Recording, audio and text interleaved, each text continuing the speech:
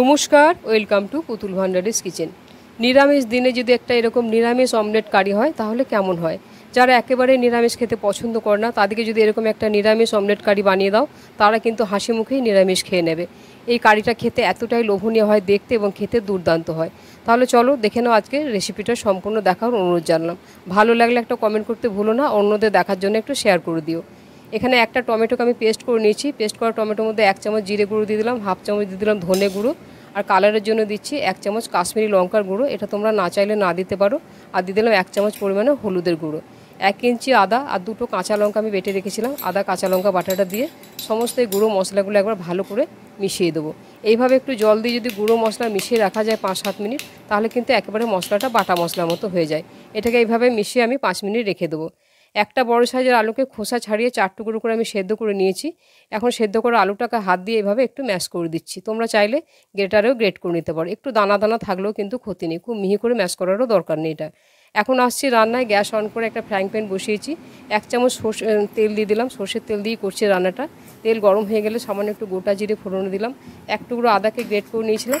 আর দিচ্ছি এখানে একটা কাঁচা লঙ্কা কুচিয়ে রেখেছিলাম। আদা কাঁচা লঙ্কাটা বেশ একটু ভাজা ভাজা করে নিচ্ছি যেন আদার কাঁচা গন্ধটা চলে যায়। এখানে আমি সামান্য 1 চিমটি পরিমাণে হলুদ দিয়ে দিচ্ছি। আর সেই ম্যাশ করা আলুটা এখন এর মধ্যে আমি দিয়ে দেবো। এখন আলুটাকে দিয়ে বেশ একটু ভাজা ভাজা করে নেবো, যাতে আলুটা একটু বেশ কষা কষা মতো হয়ে যায়। গ্যাসের ফ্লেমটা মিডিয়ামে রেখে আলুটাকে নাড়াচাড়া করছি। নিরামিষ দিনে তোমরা এই রান্নাটা একবার করে খেয়ে দেখবে। আশা করছি আজকের রান্নাটা তোমাদের খুব ভালো লাগবে। সুন্দর করে যখন এরকম আলুটা কিছুটা ভাজা ভাজা হয়ে গেছে, এখানে আমি দিচ্ছি 1 চামচ পরিমাণে কোরানো নারকেল। এটা কিন্তু সম্পূর্ণ অপশনাল, আমার বাড়িতে ছিল তাই এটা আমি দিলাম, না থাকলে না দিলেও কোনো ক্ষতি নেই। এখানে দেখো 100 গ্রাম পনির নিয়েছি। পনিরটাকে আমি গ্রেটারে গ্রেট করে দিচ্ছি। তোমরা চাইলে হাত দিয়ে ভেঙে টুকরো টুকরো করে দিতে পারো। এই রান্নাটা যেদিন করবে চেষ্টা করবে একটু পনির দেওয়ার। আর যদি একান্তই পনির না থাকে সেক্ষেত্রে তোমরা কিন্তু এভাবে আলু দিয়েও করে নিতে পারো। পনিরটাকে গ্রেট করে দিলাম। এখন পরিমাণ বুঝে নুন দিয়ে দিলাম। আর এখানে দিয়ে দিচ্ছি সামান্য পরিমাণে একটু গরম মশলার গুঁড়ো। এখন সমস্ত কিছু খুব ভালো করে বেশ একটু কষিয়ে নেব। এমনভাবে কষাবো যেন এক জায়গায় এটাকে জড়ো হয়ে যায়, একটা বেশ ডোর মতো যেন এটা তৈরি হয়ে যায়।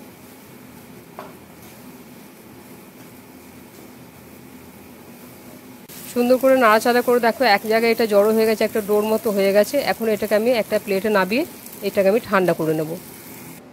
এখানে একটা থালা নিয়েছি, থালার মধ্যে কিছুটা পরিমাণে আমি জল দিচ্ছি।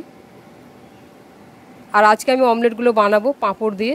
এখানে আমি দেখো পাঁপড় নিয়েছি। আমি 4টে অমলেট বানাবো, তার জন্য আমি 4টে পাঁপড় নিয়েছি। তোমরা তোমাদের প্রয়োজন মতো যতগুলো অমলেট বানাবে ততগুলো পাঁপড় নিয়ে নেবে। এখন যে প্লেটে আমি জলটা নিয়েছিলাম থালাতে, পাঁপড়গুলো দেখো এইভাবে জলের মধ্যে এপিট ওপিট করে ডুবিয়ে, এগুলো কিন্তু ভিজিয়ে রাখা যাবে না, এপিট ওপিট করে ডুবিয়ে সঙ্গে সঙ্গে তুলে জলটাকে ঝরিয়ে নিতে হবে, কারণ পাঁপড় ভীষণ নরম, ভিজিয়ে রাখলে কিন্তু পাঁপড়গুলো ছিঁড়ে যাবে। প্রত্যেকটা পাঁপড়কেই আমি এভাবে এপিট ওপিট করে ভিজিয়ে তুলে জল ঝরিয়ে রেখে দিচ্ছি। এখন আসছে সে জল ঝরানো পাঁপড়টা দেখো একটা প্লেটের মধ্যে নিয়ে নিচ্ছি। আলুর পুরটাও ঠান্ডা হয়ে গেছে। আলুর পুরটা আমি মাঝখানে এইভাবে দিয়ে এখন অমলেটগুলো কিভাবে বানাচ্ছি দেখে নাও। দেখো 2 পাশ দিয়ে এইভাবে প্রথমে আমি এগুলোকে ভাঁজ করে দিচ্ছি। বানানো কিন্তু খুবই সহজ। পাঁপড়টা যেহেতু নরম হয়ে গেছে তাই এটাকে ভাঁজ করতে কোনো অসুবিধা হয় না। এইভাবে 4টে দিকে আমি মুখগুলোকে ভাঁজ করে দিচ্ছি, তাহলে কিন্তু ভেতর থেকে পুরটা বেরিয়ে আসবে না। তবে একটু হালকা হাতে ভাঁজ করবে যেন পাঁপড়টা ছিঁড়ে না যায়, ছিঁড়ে গেলে কিন্তু পুরটা বেরিয়ে আসবে। এভাবে হালকা হাতে একটু চাপ দিয়ে পাঁপড়গুলোকে আমি এভাবে তৈরি করে নিচ্ছি অমলেটের মতো করে। আবার একটা আমি বানিয়ে দেখাচ্ছি। জল ঝরানো পাঁপড়টা একটা প্লেটের মধ্যে নিয়ে নিচ্ছি, ভেতরে আলুর পুরটা দিয়ে দিলাম এইভাবে একটু লম্বা করে। এখন পাঁপড়টাকে 4 পাশ দিয়ে ফোল্ড করতে হবে। প্রথমে এই পাশটা ফোল্ড করে দিলাম, আবার এই পাশটাকেও ফোল্ড করে দিলাম। পাঁপড়টা যেহেতু ভেজানো হয়েছে তাই ফোল্ড করতে কোনো অসুবিধা হচ্ছে না। এখন এই মুখগুলোকেও দুই দিক থেকে ধরে হালকা করে চাপ দিয়ে ভাঁজ করে দিচ্ছি। যদি তোমাদের মনে হয় ভাঁজ করতে অসুবিধা হচ্ছে সেক্ষেত্রে হাতে একটু জল নিয়ে এভাবে মুখগুলো চেপে দেবে, তাহলে কিন্তু পাঁপড়গুলো খুব সুন্দরভাবে সেট হয়ে যাবে। হালকা হাতে এইভাবে চাপ দিয়ে সমস্ত পাঁপড়গুলোকে আমি এইভাবে অমলেটের মতো তৈরি করে নিয়েছি। দেখো 4টে অমলেটই আমার তৈরি হয়ে গেছে। এখন আসছে মূল রান্নায়। গ্যাস অন করে দিয়েছি। এগুলো ভেজে নেওয়ার জন্য 1 চামচ মাত্র তেল দিয়েছি। তেলটা গরম হয়ে গেলে গ্যাসের আঁচটাকে কমিয়ে দিয়েছি। এখন সেই অমলেটগুলো আমি দিয়ে দিচ্ছি। আমার মনে হচ্ছে একসাথে আমার 4টে হয়ে যাবে, তাই 4টে আমি একসাথেই দিয়ে দিলাম। গ্যাসের আঁচটাকে কমানো আছে। 2 মিনিট এইভাবে আমি রেখে দিয়েছি। এখন 2 মিনিট পরে এগুলোকে আমি একটা চামচ দিয়ে উল্টে দিচ্ছি। খুব বেশিক্ষণ কিন্তু এগুলো হাই ফ্লেমে ভাজা যাবে না, আর বেশিক্ষণ কিন্তু এগুলোকে রাখা যাবে না, তাহলে কিন্তু পাঁপড়গুলো পুড়ে যাবে, তাহলে অমলেটের মতো কালারটা থাকবে না, দেখতে অত ভালো লাগবে না।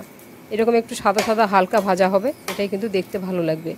আবার ওই একইভাবে 2 মিনিট এইভাবে রেখে দিয়ে আবার এই পিঠটা একবার উল্টে পাল্টে দেখে নিচ্ছি যে এই পিঠটাও কীরকম ভাজা হয়েছে। দেখো এই পিঠটা বেশ সুন্দর ভাজা হয়ে গেছে, 2 পিঠ উল্টে পাল্টে সুন্দর করে ভেজে নিয়েছি। পাঁপড়ে কিন্তু তেলটা টানেনি, আমি 1 চামচ তেল দিয়েছিলাম, দেখছি 1 চামচ তেলই আমার প্যানে আছে, যদিও এটা আমার ননস্টিক প্যান, তাও কিন্তু খুব বেশি মনে হয় তেল টানবে না। এখন পাঁপড়গুলো ভাজা হয়ে গেছে, অমলেটগুলো, এগুলো আমি একটা প্লেটের মধ্যে তুলে নিচ্ছি। এগুলো কিন্তু তোমরা চাইলে চা দিয়েও খেতে পারো, চার সাথে খেতেও ভালো লাগে। দেখো দেখে মনে হচ্ছে একেবারে ডিমের অমলেট এগুলো। এখন আসছি রান্নায়, ওই প্যানের মধ্যে আবারও 1 চামচ পরিমাণে তেল দিয়ে দিলাম, তেলটা গরম হয়ে গেছে, সামান্য একটু গোটা জিরে ফোড়নে দিলাম, আর গোটা গরম মশলা, ছোটো এলাচ, দারচিনি, লবঙ্গ এগুলো আমি একটু থেতো করে ফোড়নে দিয়ে ফোড়নটা 3-4 সেকেন্ড নাড়াচাড়া করে ফোড়নটা যখন সুন্দর গন্ধ বেরোচ্ছে, যে মশলাটা আমি রেডি করে রেখেছিলাম সব কিছু দিয়ে সেই রেডি করে রাখা মশলাটা দিয়ে দিলাম। সামান্য একটু বাটি ধুয়ে জল দিয়ে দিলাম। এখন মশলাটাকে খুব ভালো করে, গ্যাসের আঁচটাকে মিডিয়ামে করে দিয়েছি, একটু বাড়িয়ে দিয়েছি, মশলাটাকে খুব ভালো করে কষিয়ে নেব। অনেকেই আছেন যারা সপ্তাহে 2-3 দিন নিরামিষ খান, বা একদিন খান, বা অনেকে প্রতিদিনই নিরামিষ খান, ভেবে পান না কী বানাবো। তারা যদি সামান্য একটু পাঁপড় দিয়ে রেসিপিটা বানান, আশা করছি রেসিপিটা কিন্তু তাদের বেশ ভালোই লাগবে। সামান্য পরিমাণে আমি নুন দিলাম, কেন আমার পুরটাতে নুন দেওয়া আছে, আর পাঁপড়েও নুন থাকে। আর মিষ্টির জন্য আমি 1 চামচ চিনি দিলাম। খুব ভালো করে মশলাটাকে কষিয়ে নিচ্ছি। হালকা হালকা তেলটা ভাজতে শুরু করে দিয়েছে, এখন আমি এতে সামান্য একটু ধনেপাতা দিয়ে দিলাম। এই মশলা কষাবার সময় একটু ধনেপাতা দিয়ে কষালে কিন্তু ধনেপাতার গন্ধটা খুব সুন্দর লাগে খেতে। এদিকে দেখো গ্যাসের ওভেনে, এই পাশের ওভেনে আমি 1 বাটি জল গরম হতে দিয়েছি। আমি সমস্ত রান্নায় কিন্তু এইভাবে গরম জল ব্যবহার করি, তাহলে কিন্তু রান্নার স্বাদটা বেশ খুব ভালো হয়। মশলাটা খুব সুন্দর কষানো হয়ে গেছে, এখন আমি পরিমাণ মতো গরম জল দিয়ে দিচ্ছি। বড় কাপের 1 কাপ মতো গরম জল দিলাম, কেন এটা খুব বেশি ঝোল হবে না। এটাকে নাড়াচাড়া করে গ্যাসের আঁচটাকে এখন আমি মিডিয়ামে করে এটাকে 4-5 মিনিটের জন্য আমি ঢাকা দিয়ে গ্রেভিটা একটু ঘন করে নেব। প্রায় 5 মিনিট পরে আমি ঢাকা খুলে দিয়েছি, গ্রেভিটা মনে হচ্ছে বেশ ঘন হয়ে গেছে। এখন আমি এতে 1 চামচ পরিমাণে গাওয়া ঘি দিয়ে দিলাম, আর সামান্য পরিমাণে একটু কোচানো ধনেপাতা দিলাম। আজকে আমার ধনেপাতা বেশি ছিল না। ভালো করে সমস্ত কিছু নাড়াচাড়া করে এটাকে মিশিয়ে দিলাম। এখন সেই যে অমলেটগুলো আমি বানালাম, সেই অমলেটগুলো গ্রেভির মধ্যে দিয়ে দিচ্ছি। এখন গ্যাসের আঁচটাকে একেবারে কমিয়ে দিচ্ছি, হালকা হাতে নাড়াচাড়া করে দিচ্ছি। নাড়াচাড়া করে এটাকে 2 মিনিটের জন্য ঢাকা দেবো। খুব বেশিক্ষণ কিন্তু এটা এইভাবে ঢাকা দিয়ে রান্না করা যাবে না, কেন পাঁপড় ভীষণ নরম, তাহলে কিন্তু এগুলো খুলে যাবে, তার ভেতর থেকে পুরটা বেরিয়ে আসবে, পুরো রান্নাটাই নষ্ট হয়ে যাবে। ওপর থেকে একটু এইভাবে গ্রেভিগুলো দিয়ে দিচ্ছি। দেখো দেখতে কত সুন্দর লাগছে, দেখে মনে হচ্ছে একেবারে ডিমের অমলেটের কারি। কেউ যদি খায় তখন সে বুঝতে পারবে যে এটা ডিম নয়, কিন্তু দেখে কেউ বুঝতে পারবে না, দেখে ভাববে যে এটা ডিমের অমলেটের কারি। আজকের এই রান্নাটা তোমাদের কেমন লাগলো আমাকে একটা কমেন্ট করে জানাতে ভুলবে না।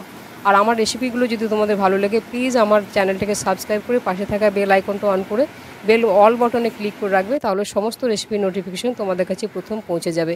এটা একেবারে খাওয়ার জন্য রেডি। রেসিপিটা সম্পূর্ণ দেখার জন্য ধন্যবাদ। তাহলে আবার অন্য কোনো দিন দেখা হবে অন্য কোনো রেসিপিতে। সবাই ভালো থাকবে, নমস্কার।